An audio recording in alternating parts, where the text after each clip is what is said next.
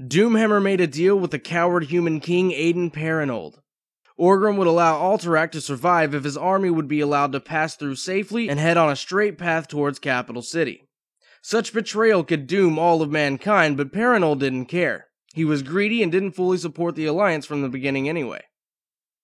But before they could get there, Orgrim had to fulfill a promise he had made to Zul'jin, leader of the Forest Trolls.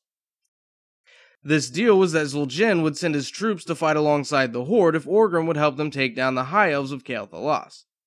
The Trolls had a long hatred of the Elves, and it was their dream to slaughter them all, and this dream finally had a chance to come true. Orgrim's army charged in with a blaze of glory and began to kick ass and take names, until the Elves knew they were there, and Sylvanas and Illyria Windrunner started going all John J. Keeshan on their green-skinned asses, pushing the Horde back and forcing them to make their way towards Capital City through Alterac.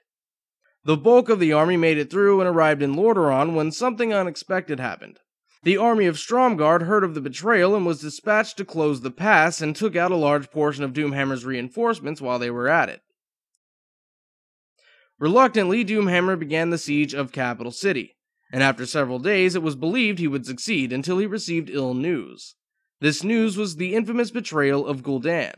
Gul'dan was in charge of bringing Orgrim reinforcements. Gul'dan had instead taken his force to the tomb of Sargeras in search of a powerful artifact known as the Eye of Sargeras. In a fit of rage, Orgrim sent Rend and Maim Blackhand, the children of Warchief Blackhand, and their Blacktooth Grin clan after Gul'dan to kill him. They set sail after Gul'dan, and when they caught up with him, they slaughtered the Twilight's Hammer clan and made their way to the tomb. But when they got there, they could hear the screams of Gul'dan being murdered by demons, and used what little common sense they had to let things be as they may, and leaving the tomb.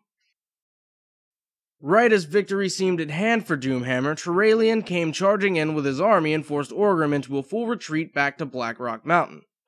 While the Horde was utterly defeated in this battle, the war was far from over.